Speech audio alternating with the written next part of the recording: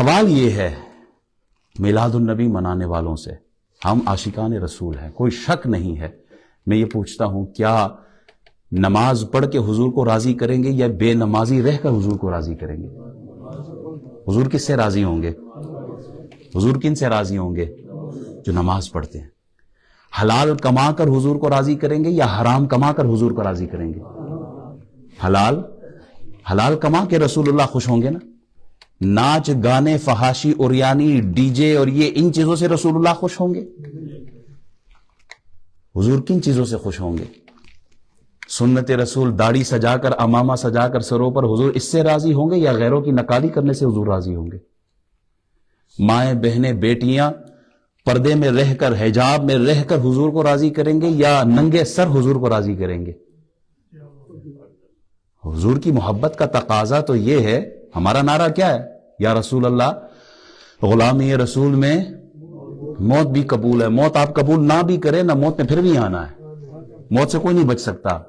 کمال یہ ہے غلامی رسول میں زندگی قبول کرے، غلامی رسول میں نمازیں قبول کرے، غلامی رسول میں روزے قبول کرے، غلامی رسول میں اچھے اعمال و اچھے اخلاق قبول کریں، غلامی رسول میں وہ اعمال قبول کرے جن سے اللہ راضی ہو، جن سے رسول اللہ راضی ہو۔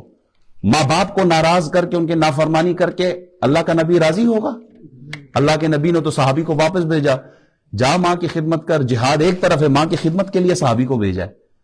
ہم ماں باپ کو ناراض کر کے کس رسول کو راضی کرنے کی کوشش کر رہے ہیں؟ ہم اللہ کو اور اس کے رسول کو راضی کرنا چاہتے ہیں تو پھر شریعت کے دائرے میں رہتے ہوئے، حلال اور حرام کو جانتے ہوئے، جائز اور ناجائز کو سمجھتے ہوئے حضور کی آمد پر خوشی کا اظہار ڈنکے کی چوٹ پہ کریں۔ لیکن ایک ویڈیو میں نے دیکھی ہے جس میں عورتیں بھی بیٹھی ہوئی ہیں اسٹیج پر، مرد بھی بیٹھے ہوئے ہیں ساتھ، اور محفل میں مکس گیدرنگ ہے، مخلوط مرد اور عورتیں ساتھ بیٹھے ہوئے ہیں اور نبی کی نعت پڑھی جا رہی ہے۔ میرا سوال یہ ہے، محفل میلاد النبی صلی اللہ علیہ وسلم کو قائم کرنے والے ہم اہل سنت ہیں، ہم اس کی مخالفت نہیں کر سکتے، لیکن یہ عمل کہ جس میں مرد اور عورتیں ایک جگہ بیٹھ کر حضور کی نعتیں پڑھتے ہوں، کیا حضور اس سے راضی ہوں گے؟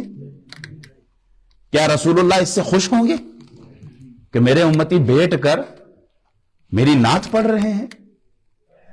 جہاں پر ایسا ماحول رکھا جائے، اللہ پہلے ان کو ہدایت عطا فرمائے۔ کچھ لوگ اسی چیز کو بنیاد بنا کر 1 2 4 10 مقامات کو بنیاد بنا کر پوری دنیا میں میلاد النبی منانے والوں پر اعتراض کرتے ہیں، کوشچن مارک رکھتے ہیں کہ یہ عید میلاد النبی منانے والے جو ناچ گانا کر کے، فحاشی کر کے، اوریانی کر کے، عورتیں مرد ایک جگہ بیٹھ کر مخلوط اختلاط ہو، یہاں ان کی وجہ سے پوری امت پر انگلی اٹھتی ہے۔